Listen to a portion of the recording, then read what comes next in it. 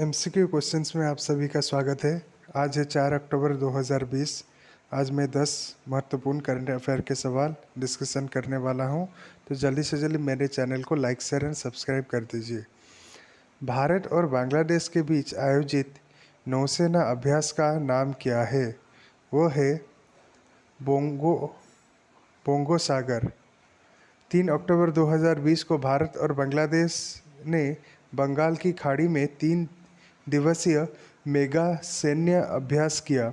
इस अभ्यास के बाद 3 दिन की गश्त का आयोजन किया जाएगा, जिसे कारपेट कहा जाता है।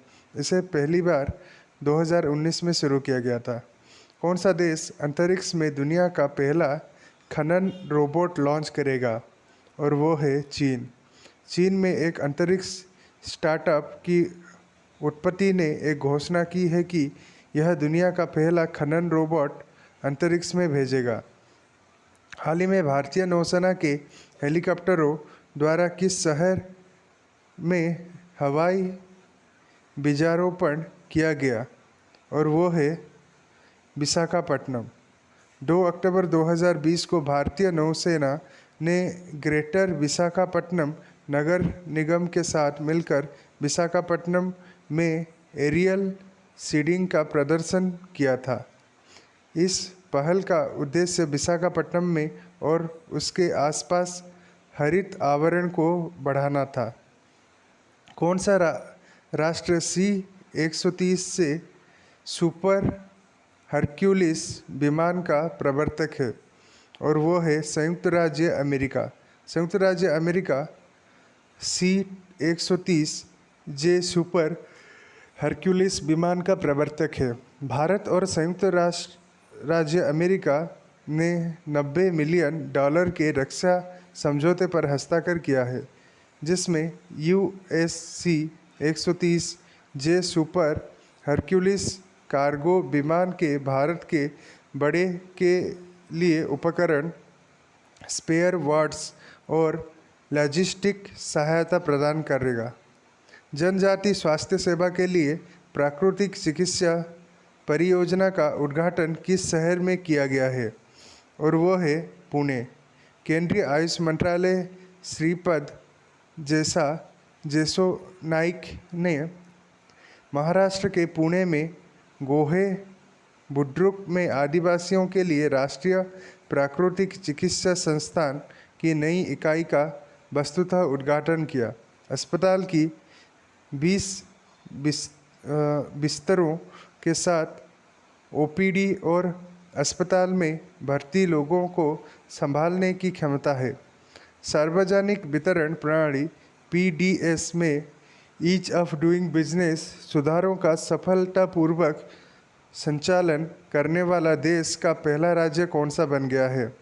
वो है आंध्र प्रदेश। आंध्र प्रदेश अब देश का पहला ऐसा राज्य बन गया है जिसने आसानी से ईज ऑफ डूइंग बिजनेस को सुचारू रूप से सफल बनाया है।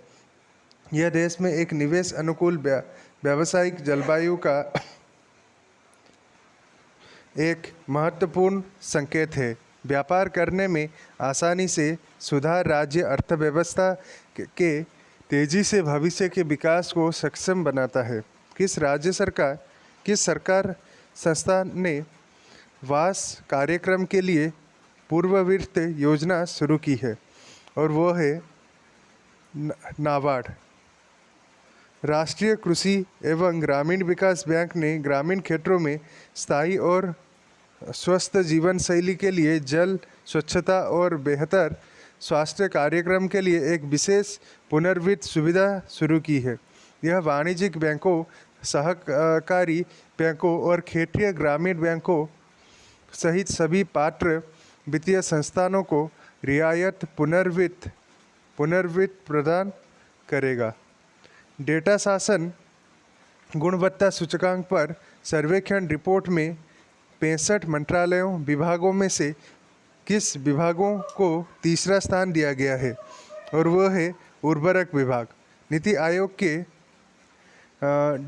Development monitoring and evaluation office द्वारा सेंट्रल सेक्टर स्कीमों और सेंट्रली स्पोर्ट्स स्कीमों को लागू करने के मामलों में विभिन्न मंत्रालयों द्वारा किए गए कार्य प्रदर्शन का आकलन करने के लिए एक सर्वेक्षण कराया गया था। भारतीय स्टेट बैंक के सीएफओ के रूप में किसे नियुक्त किया गया है, और वो है चरणजीत सिंह अट्रा। एसबीआई ने चरणजीत सिंह अट्रा को 1 अक्टूबर 2020 से अपना नया मुख्य वित्तीय अधिकारी नियुक्त किया है। स्वच्छ भारत पुरस्कार के वितरण के साथ गांधी जयंती के अवसर पर किस मंत्रालय ने स्वच्छ भारत दिवस 2020 मनाया, और वो है जल शक्ति मंत्रालय। जल शक्ति मंत्रालय द्वारा आज गांधी जयंती के अवसर पर स्वच्छ भारत पुरस्कार के वितरण के साथ स्वच्छ भारत दिवस 2020 मनाया गया है। तो दोस्तों, जल्दी से जल्दी मेरे चैनल को लाइक शेयर एंड सब्सक्राइब कर दीजिए। धन्यवाद।